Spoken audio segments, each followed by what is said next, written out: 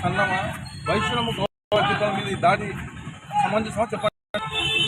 ఇటువంటి దాడులు ఎక్కడికి ఎవరికి మెసేజ్ అవుతుంది? ప్రజాస్వామ్యం ఒకరికి కామెంట్ చేసినా, తిట్టినా, ఒకటి కొట్టినా, అలాంటివన్నీ పరిస్థితి ఉంటే ప్రజలు ఎంత బతకాల సమాజంలో? చెప్పండి విలేకరులు మీరే. కేటు వల్లి ఒక 5-6 మంది గుర్తు పట్టుగా తీసుకొని పబ్లిక్గా బండ్ల మీద తిరుగుతుంటే వ్యవస్థ ఏమైంది? అసలు ప్రజాస్వామ్యం బతుకున్నామా లేదా చెప్పండి, లేదా ఊరి నుంచి పోతాం. ప్రజాస్వామ్యం బతకలేదని చెప్పండి. ఇంకా ఎవరికైనా ఏదో తిట్టినామా, ఏదైనా కొట్టినామా? అదే ఒక ఎమ్మెల్యే అడిగినాడు, ఎమ్మెల్యేకి సాయం చేస్తే తప్పది. ఒక పార్టీలో వాళ్ళు తిరుగుతాను, మేము తిరుగుతాము. తిరగొద్దని చెప్తే తిరిగాం కదా.